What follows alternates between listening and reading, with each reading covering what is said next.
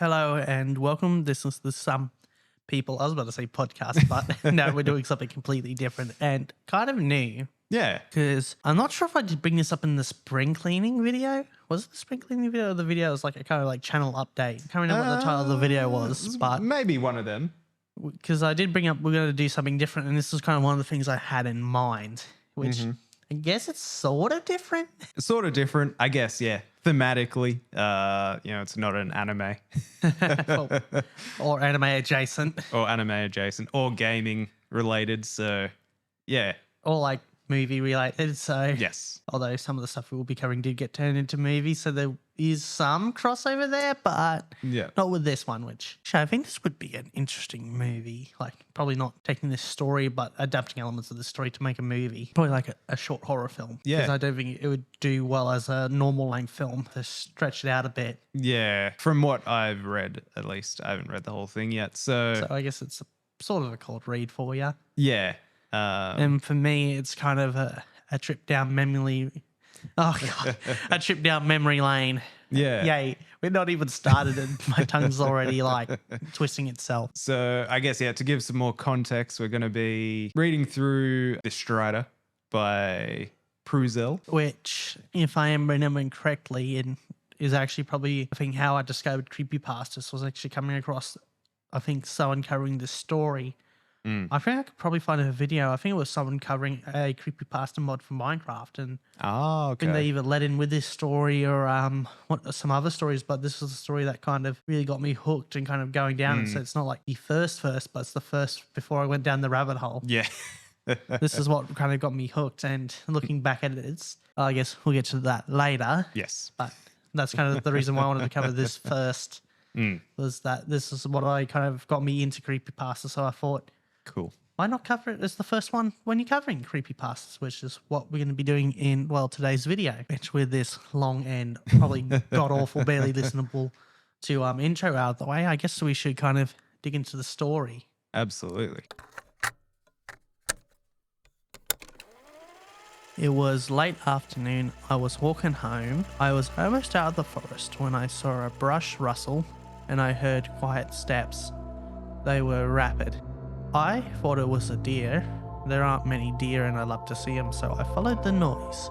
It led me to a clearing in part of the forest I had never been in before. When the creature walked into the clearing, I was shocked. It was almost 15 feet tall and had black, shaggy, thick fur.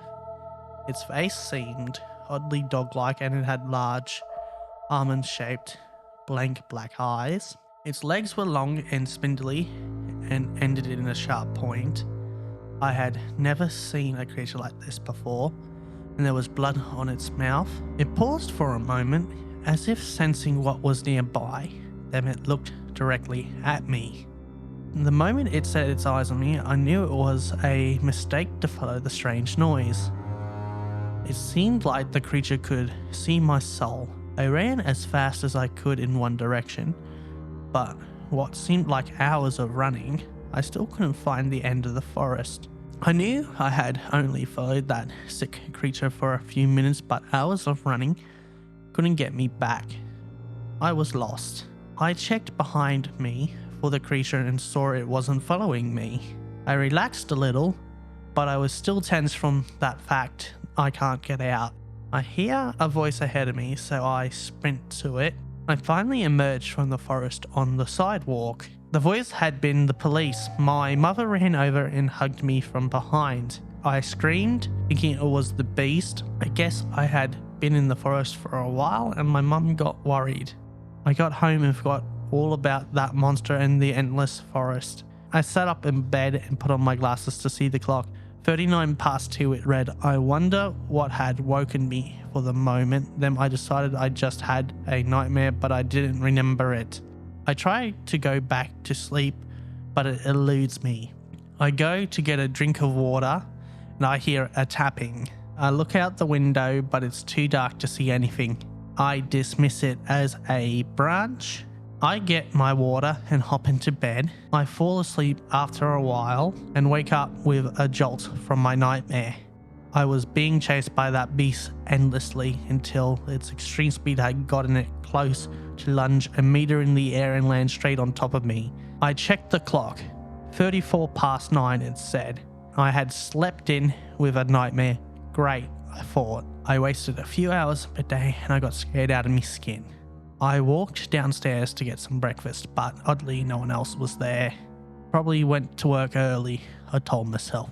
But I felt like someone or something was watching me. I knew I didn't have a guardian angel because if I did, then that creature would have never looked at me. I thought a bit about the creature and that it might have kidnapped my parents or worse. It could have killed them. I went online and searched around. I only found a small bit of information about the creature. It was called a strider. It hunts animals and tears off their legs before feasting on their bodies. If a human follows them, they will hunt down that person until they are dead. The thought that the strider would not stop until I was dead is unsettling. I researched until lunchtime and only found that no one that encountered the monster survived more than a few months after the encounter. I also found a few other names that people called that thing: Stillwalker and Forest Strider. It was time that my parents came home from work for their break, but they didn't. I called their work, but I was told that they hadn't come.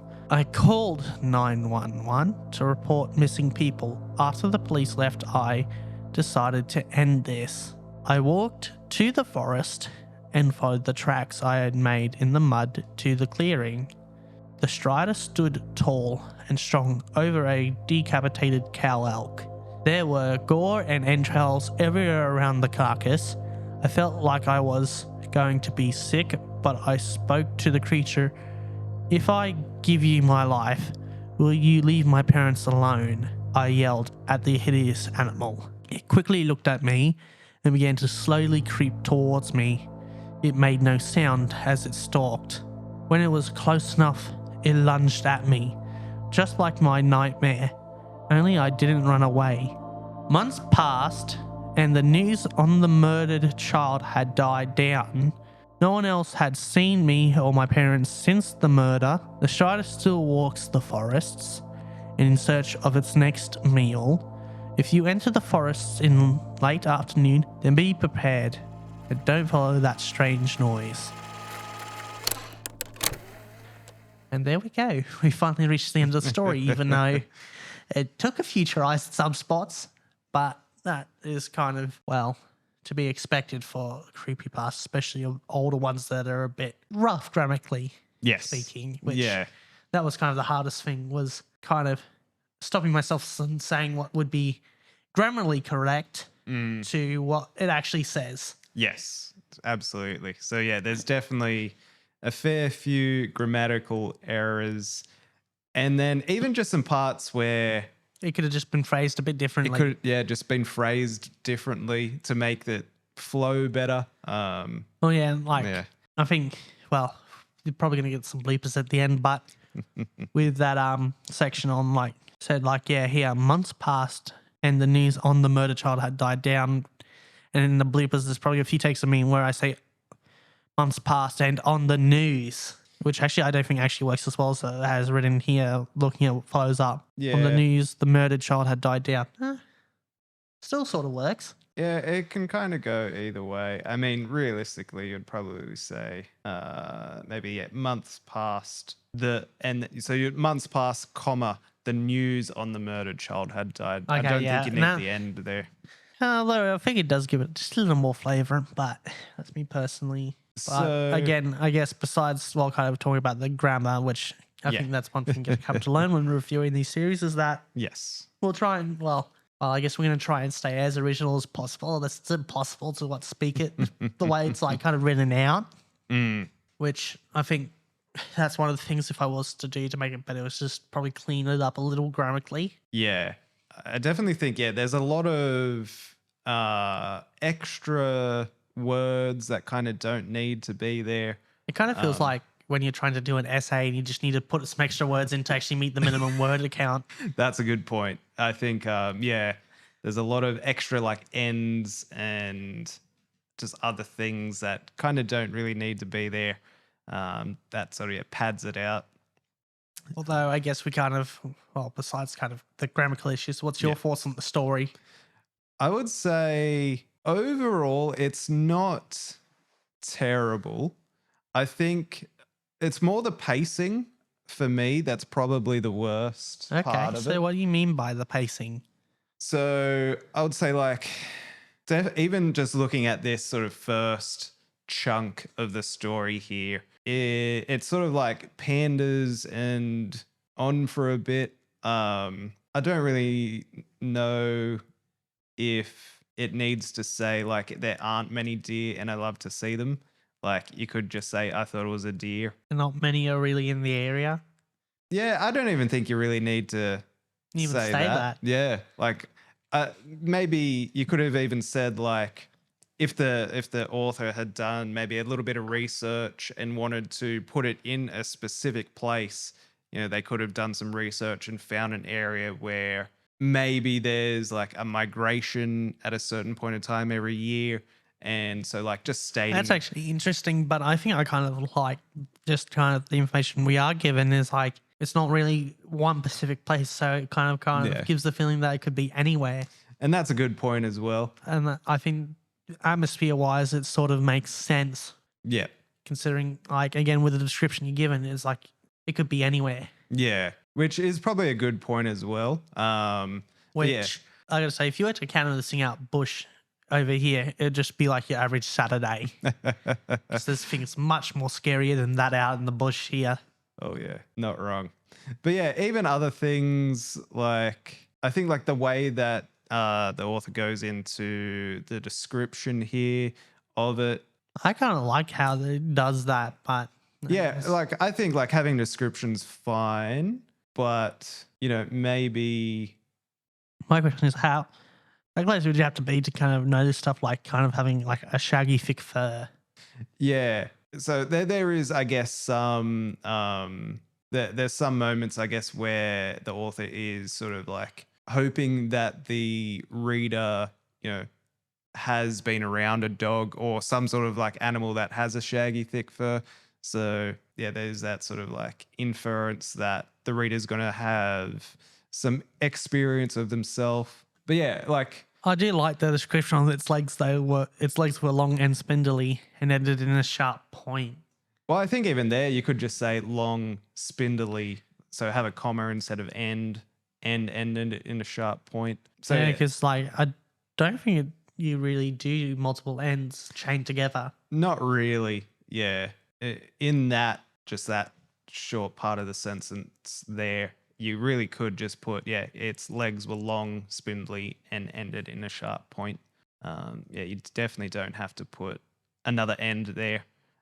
Again, yeah, sort of just feels like what you said, you know, adding in an extra word to lengthen out the which I word think count. that's, and again, I guess another thing of our list of improvements we would do to it is kind of again probably knock a few words out of it, just to make it a bit not only a bit more cohesive, Yeah. but flow a bit better. Yeah, not really clear until sort of like later on that the narrator, you know, is a kid, I guess, or at least, you know, a teenager. So like even just adding, true. It kind of comes out of nowhere near the end. yeah, because basically, well, up until like the point where they mention that the mum comes and hugs them from behind.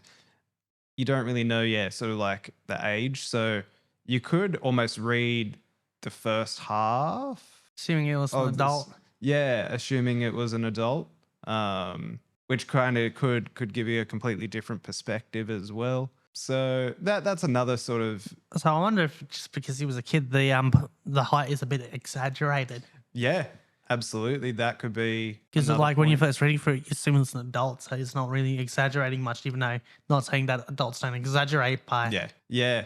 So like that's a good point as well, where a kid could be exaggerating the height, but then if it was an adult, then they would have a better idea of, you know, how to Eyeball it. So yeah, so it could be 15 But even feet, them, or it could like, be although if it wasn't Actually, I think a kid would kind of phrase it as it's almost 15 feet tall, and an adult would say probably more like about. Maybe a kid wouldn't even say 15 feet. Maybe it would say like as big as a bus or something. Like be more visually descriptive rather than like a specific number. True. Not only that, but again, just as an adult, it's not surprising being like, it had black, shaggy, thick fur, where a kid probably wouldn't be that descriptive. Possibly. Like, probably would describe it in ways kind of implying as much, but not probably outright saying it. Yeah. But again, that's getting a bit pedantic. Yeah. Although I think, again, we might as well kind of go on with the pacing a bit here. It's kind of weird how it sort of shifts gears. It does, yeah. So it's sort of like it makes it seem like, and maybe that's where kind of like the childlike aspect of the recount kind of comes into play. Is like this sort of, the person says that it feels like hours, but it's only been a few minutes. But then later on, when the mum comes in to hug them, it has been hours. So it's like this back and forth of you don't really know how long it's been. And then I do feel it's weird, like, there's this big sort of like tension moment, and then like they just go home. And like nothing seems to happen. So it's sort of like builds up all this tension. There's a little bit of a release where maybe it wasn't real. Maybe it was, maybe it was just, sort of like shadows playing with imagination. True. Like that's probably the most scariest thing, is just what the human mind can make up is far more scary than whatever you can come up with. Yeah. And then obviously, because the way I kind of see it, it's like, you imagine something scary, what your actual mind can make up is like probably 10 times more scary than whatever you could kind of write down or describe. Yeah, I think so too. Because again, what is it like? The biggest fear is the fear of the unknown, and you can kind of see that with like a lot of young kids being scared of like the monster under their bed and that, because they know there's nothing there, but since they can't see under there, there could be something under there. Yes, for sure. And it's just the thought of something could be there is what scares them. And yeah, you sort of get that here, where you sort of get the tapping of the window and just other sounds. So yeah, it's hard to say at any point like whether it is real as well, or just in the person's head. Not until like the very end. Yeah, not until I guess you get to that point where they're doing like the research online and they do sort of find some information that sort of clarifies it. Yeah. Yeah. Not only that, but it's kind of a bit weird how the parents just piece out of the story. Yeah, that's probably like the biggest part for me, is like, what the fuck happened to him? Yeah, like, and he calls the police, and the police like don't really do anything, and then he goes off on his own thing. Like, again, if it was a child, I'm sure they would probably take the kid to, a relative's house to stay there, or some sort of like other place to be watched. The way the bloody works, especially in like America, is like, I'm not sure if it's the case now, but back in the day, the person had to have been gone for a full 24 hours before they would do anything about it. Something like that, 24 or 48 hours. Which is like stupid, because if I remember correctly, by that point, the chances of them kind of like still being alive reduces drastically after the first 24 hours. Yeah. And by like I think it's like past 48 hours, the chance of them still being alive is very low. Yeah, for sure. But that's more, I guess, if it's an abduction. But I think it also kind of applies for disappearances, because sort of when a person does get abducted, they kind of sort of do disappear as well. I guess, it sort of depends on whether someone is just a missing person, like they just haven't shown up to an appointment for something, or whether there is that sort of like evidence of something having happened. Where I guess, within this instance in the story, which in that case, I can safely give you a bit of advice, is that if someone tries to abduct you, do not go to the second location. Like, your chances of surviving going to a second location are like very slim. Right. Considering the second location is going to be a more remote area. where there's nothing really, well, the chance of him getting caught is 0. So he's kind of free to do whatever he wants with you Right. without really being caught. Yep. Because usually in the first area they're going to abduct you, it's usually going to be, well, some traffic. Well, I say some traffic, but just people around and that. Yeah. That's an interesting point. And usually we'll back off if you kick up enough of fuss because it's going to draw attention. But I guess back onto covering this and, well, not giving about advice and statistics. Yeah. Which is not what you came here for, I guess, if you clicked onto this video. But I thought I might as well do it as a bit of a PSA as well as some interesting info. Yeah. That's my biggest question is, well, what happened to the parents? Because it's never really brought up. It's like they just disappeared. But I guess if you do read it, you do have kind of an idea, but at the same time, there's nothing really concrete. Yeah. It's like it's safe to assume that the Strider got them, but at the same time, it's like they never really ran into the Strider. Yeah, because that's sort of the point that gets a bit blurry as well, where the narrator's sort of saying like, I did this research, I found out that once it sees you, it's going to kill you. It never leaves anyone alive that's seen it. But then it's sort of like, why would it go after the parents if the parents haven't seen it? You're the one that's seen it, so wouldn't it go directly for you? Unless if it was stalking him and the parents just happened to notice it. Yeah. But even them, there would have to be some evidence of a struggle.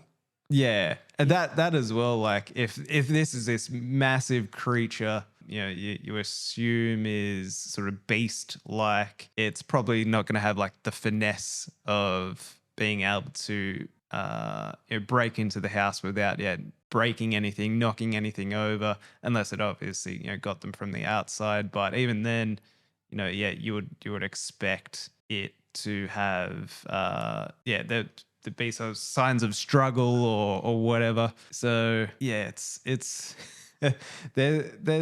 like the overall idea. I think that's like the biggest plot hole is just what happened to the parents. Yeah, that's the TLDR of this conversation.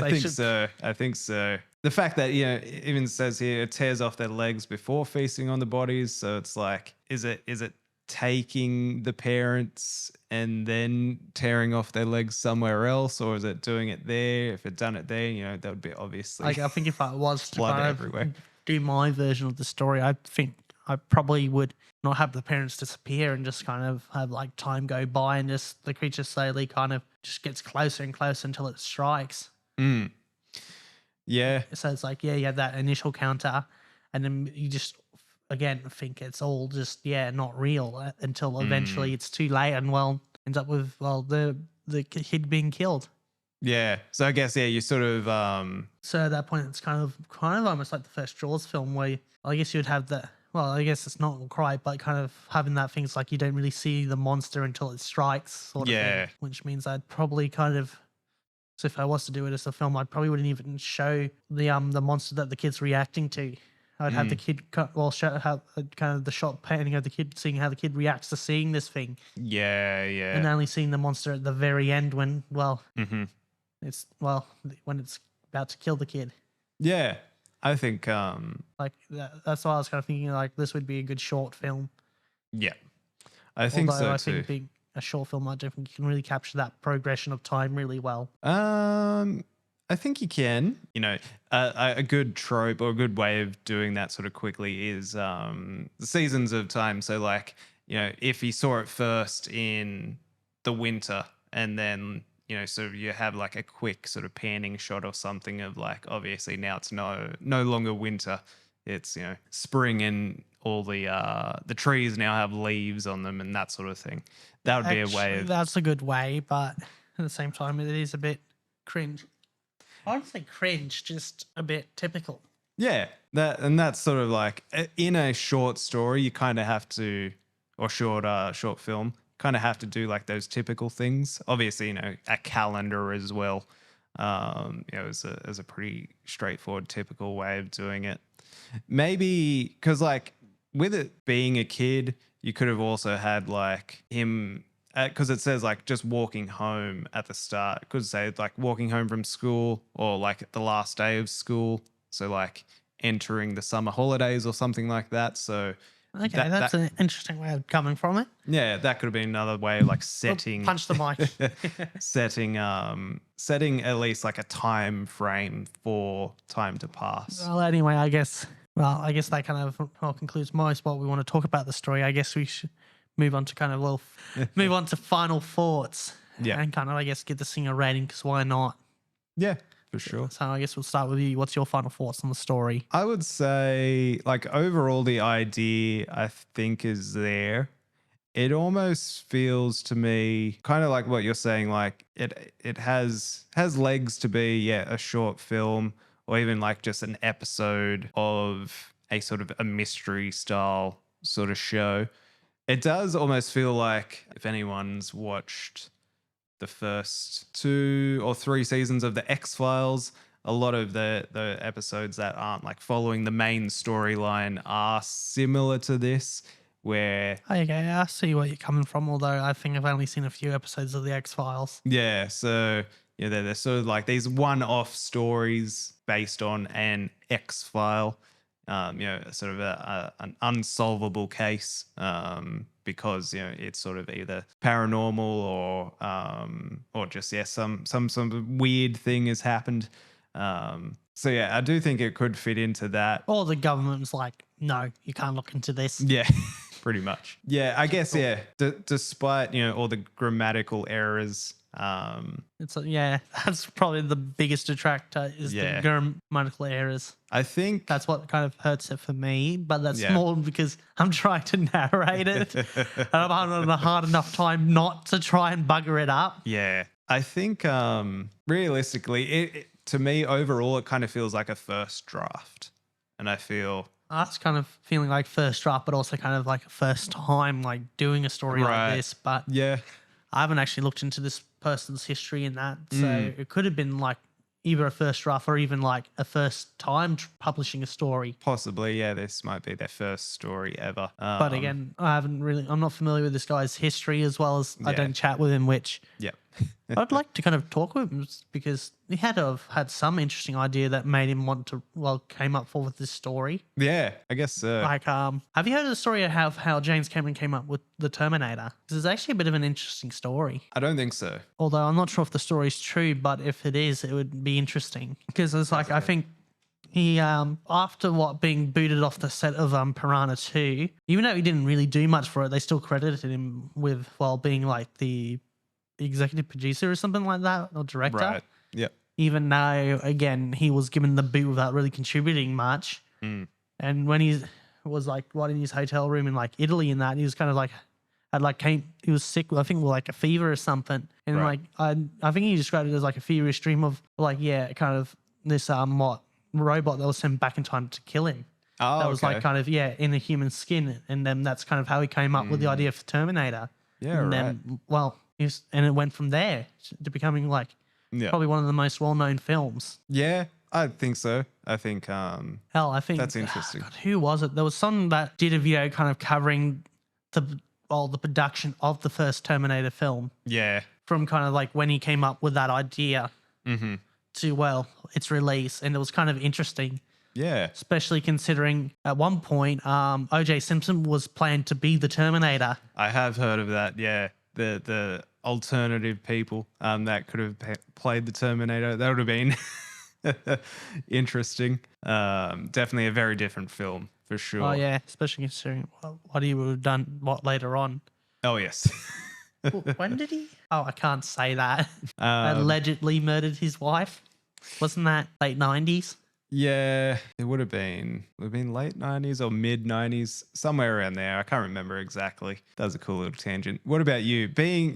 With this one being, the first creepypasta that sort of kicked off your journey into enjoying them. It's kind of actually hard because it's like, yes, I do have the fond memories of, again, listening to it back then.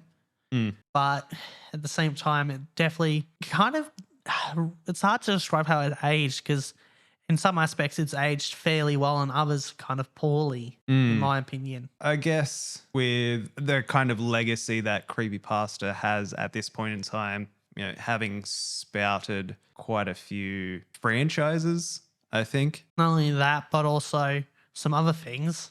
Yes. I think hopefully, yeah.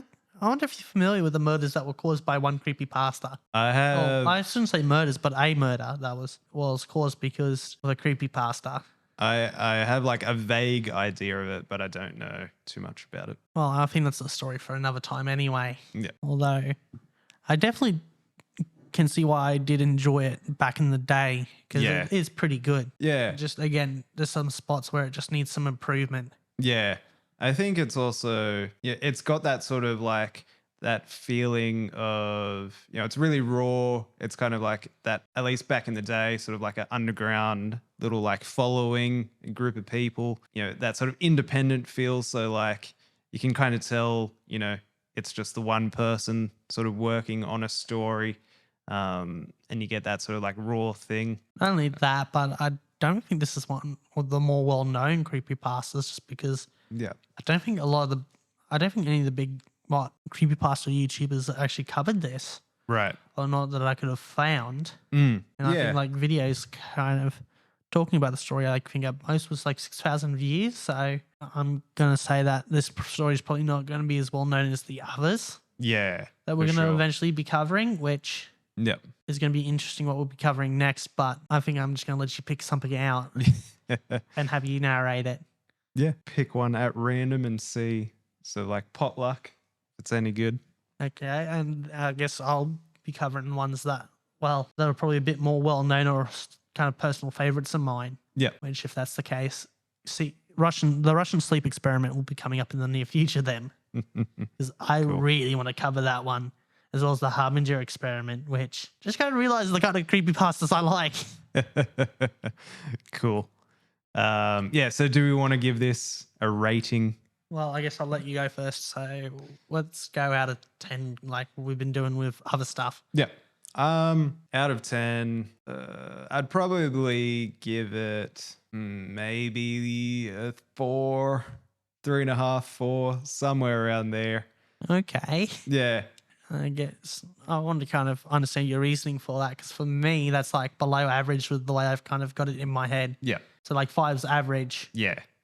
So 1 being sort of like absolute. Yeah, dog shit. Yeah. And then number 10 and 10 being, for the me, best basically, story ever. like for me, like again, this is the way I've kind of said it in the past years. 10's basically unattainable. Yeah. With 9 being basically masterpiece. Well. Yeah. So it's definitely below average. I guess. Although I guess keep going. Like I would say, the redeeming qualities are definitely like it's a really interesting idea, and I think like the length of the story as well. It's not super long. There's 2 good things. It's just there's too many points where it's sort of like either jumps time or it's inconsistent. In some of the ideas, and it kind of the ending was a bit off as well, where it's sort of like it didn't like it was weird, like it felt like the parents came back at the end, but you don't know. It's weird. I would say about 3.5, 4, somewhere around there. Actually, I'm gonna have to give 2 scores. Personally, it's a 6. Yeah. But as creepypastas go, it's a 5. Okay. So about the average. Because yes, I do really enjoy it, but again, the ending kind of isn't as good as I remember it being. Right. But compared to other creepypastas, especially creepypastas at the time, it is about average.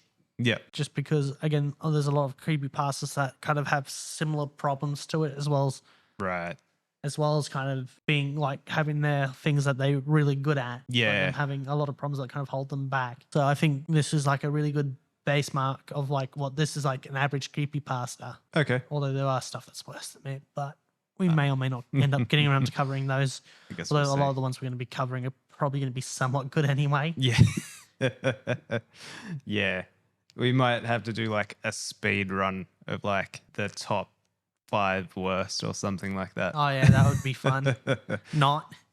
Yeah. Because I think a lot of the ones that are going to be really bad are going to be barely readable mess with like a non-cohesive story. Probably. But I guess that brings us to the end of this video, which is probably going to be a bit of a longer one than I was expecting. But although, again, this is a first, so of course it's going to probably be not as efficient as later videos come down the track. Yeah. But if you do enjoy this, make sure to leave a like and subscribe, and definitely share this with friends and family or people you know that are into creepypastas.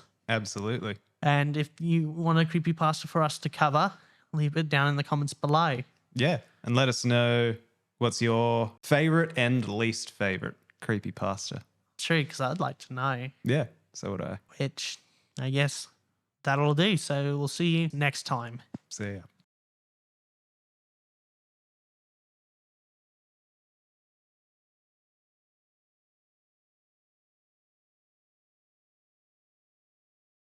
It paused for a moment. God damn it. I stopped myself from referencing the man from Snowy River.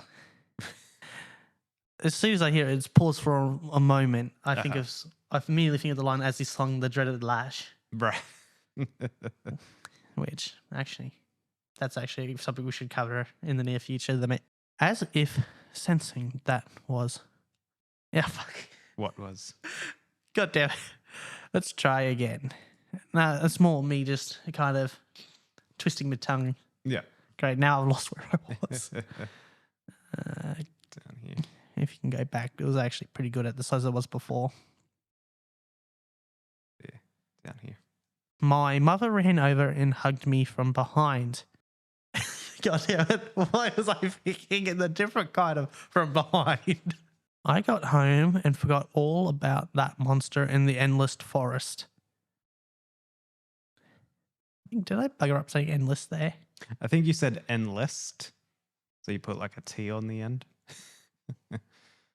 But maybe I heard wrong. I don't know. I think let's try that. That's the last bit again. Okay, it was Yeah. 39 past 2 it read. I wonder. God damn it. What's a song being music today? Okay, let's third time's the charm. Was it fourth now doing this line? I sat up in bed and put on my glasses to see the clock close to lunge a meter in the air and land straight on top of me. Just like in my fanfic. I had to do that. I had slept in with a nightmare. Great. I had to do that. Okay, let's try that again. Months passed and on the news... Oh, fuck's sakes, I did it again. Next time, which we'll see you next time. See ya.